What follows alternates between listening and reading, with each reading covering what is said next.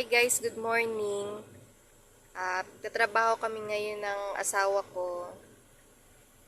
Yan. First booking namin dito sa Ortigas, sa may Paragon Plaza. Dadali namin siya sa Caloocan South. Yan. Dito kami ngayon sa Ortigas, paliko kami ng San Miguel Avenue. 8 minutes away na lang kami dun sa pick-up point. Medyo matraffic ngayong araw guys kasi dahil maraming mga motor, sasakyan.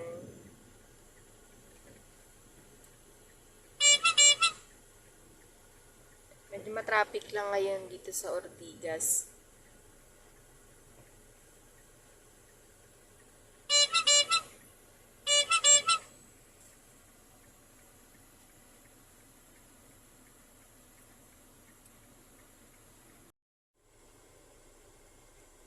Hello. Good afternoon. Confirm ko lang po yung booking nyo po sa Lalamove. Opo.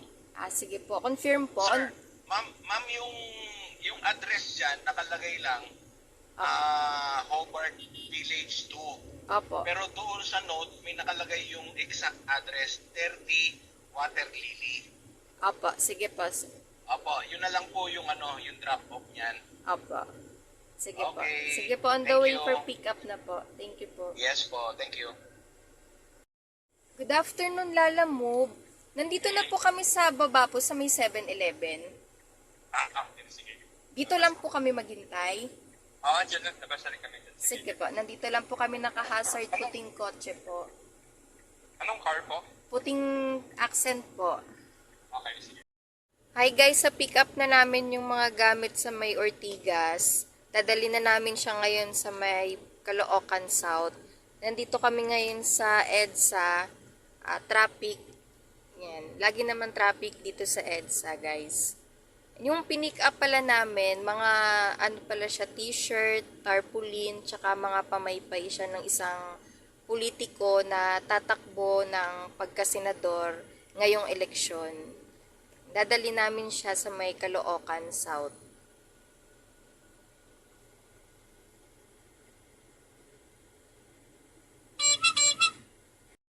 Yan guys, nasa EDSA pa rin kami ngayon. 34 minutes na lang, nandun na kami sa may Caloocan South. Yan, dito kami ngayon sa tapat ng SM Mega Mall. Matraffic nga rin ngayon dito, pa north. Kahit sa kabilang linya guys, pa south, traffic din. Guys, share ko lang pala, yung asawa ko, pumapasok siya sa opisina. Pero dahil hindi naman araw-araw yung pasok niya, kapag wala siyang pasok, naglalalamog kami at sinasamahan ko siya. At sabi pala ng asawa ko, mahirap magtrabaho, pero mas mahirap yung walang trabaho.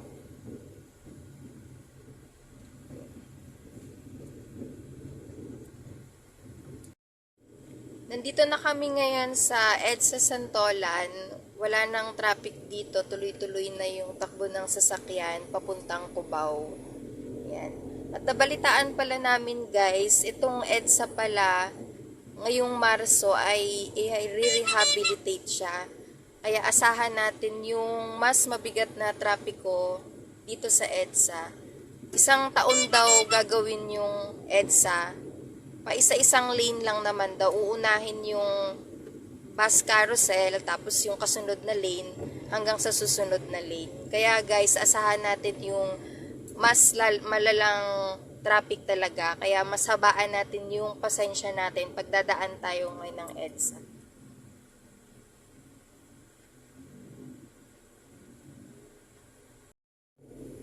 Hi guys, 2 minutes na lang. Nandun na kami sa may Hobart Village dito sa Valenzuela. Hindi daw eksakto yung pin location nito kasi siguro hindi ma-exact pin yung pinaka-address nung da-drop off pa namin. Kaya magtatanong pa kami kung saan yung street nung bahay dito sa Hobart Village.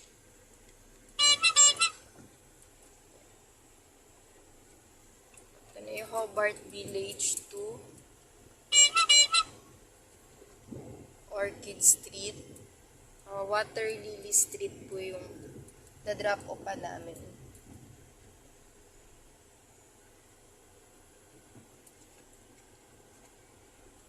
Ito, Primrose Street. Sa kabilang kanto pa ata.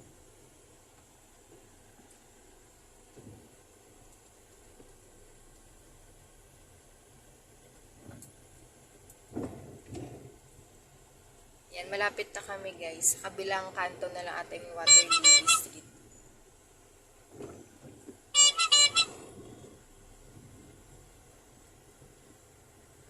Yan, Water Lily Street.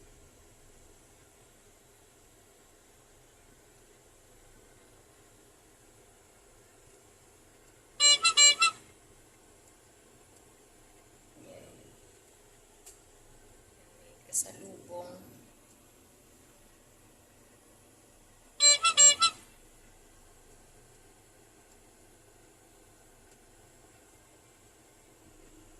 I don't ever slow up, no I don't take shit. I got no love for the fakeness. If you wanna play tough and wanna hate this, I'll always show up.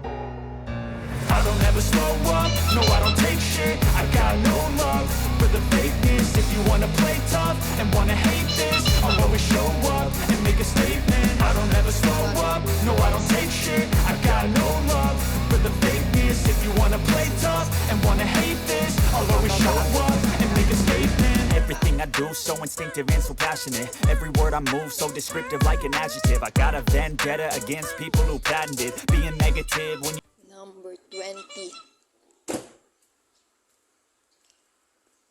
22, 23. Oh, dito yun. 21, 20. Wala kasing number. Ito guys, hanapin ko muna. Hi guys, na-drop na namin yung gamit dun sa Hobart Village. Ngayon may nakuha na kami panibagong booking dito sa Caloocan South. Papunta naman siya ng Fairview. 9 minutes na lang, nandun na kami. Tinawagan ko na yung client, sabi naka-ready na daw yung pipick upin namin doon.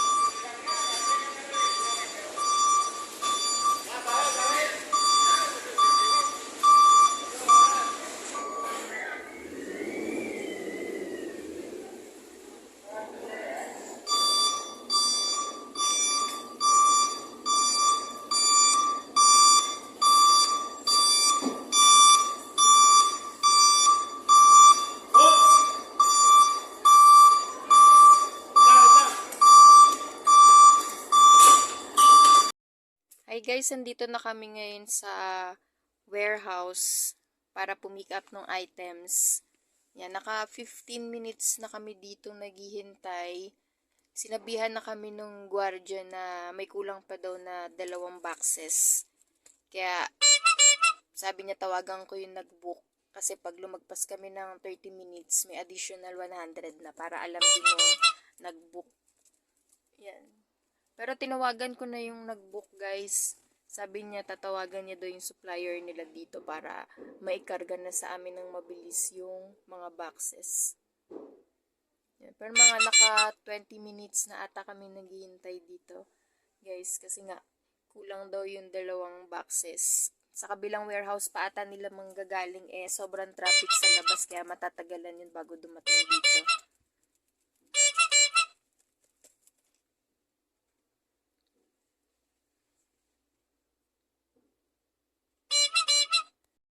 Hi guys, eto paalis pa lang kami dito sa pick up point. Lagpas mga mag-iisang oras kami naghintay kaya may extra charge na yung client na 100 pesos.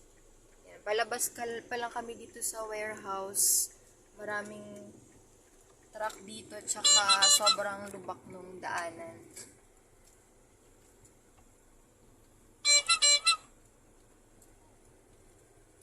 Sobrang malubak ang daanan kasi puro truck yung dumadaan dito.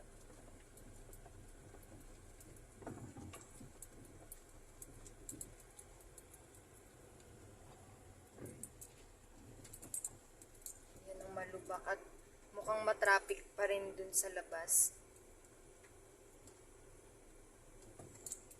Maya-maya tatawagan ko yung client para i-inform ko siya dun sa waiting time na babayaran niya.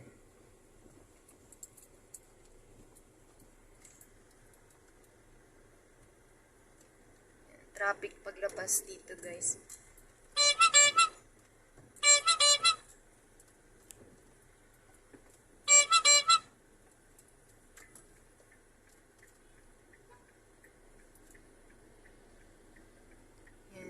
Kanina nag-pick up kami, sobrang traffic din dito, dumaan kami. Ngayon, traffic pa rin siya.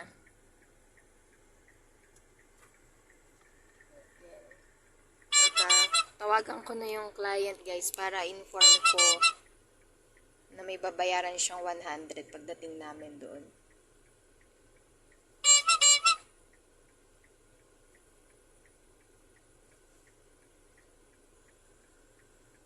Po? Madam, kaka-pick up lang po namin ng item. Lumagpas na po sa oras kaya may extra charge na pong 100. Pagdating na lang po dyan, no? Sige po. Paalis pa lang po kami. Thank you po. Thank you po.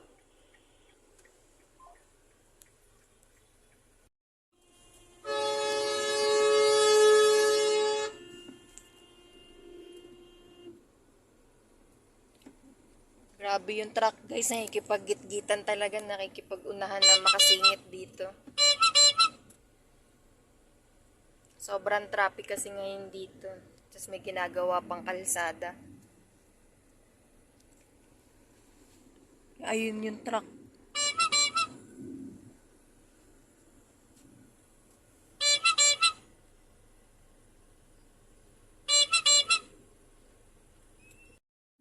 Hi guys, sa likod pa rin namin yung truck. At nakatutok siya sa likod namin. Ayan. Plate number niya pala NFQ 6152. Ayan siya guys, so nakatutok siya sa likod. Ang laki-laki ng truck tumututok sa likod. Yan din yung truck kanina na sumisingit.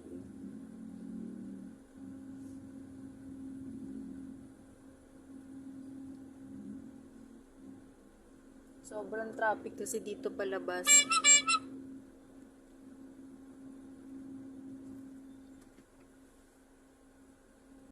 Hi guys, nandito na kami ngayon sa Shell.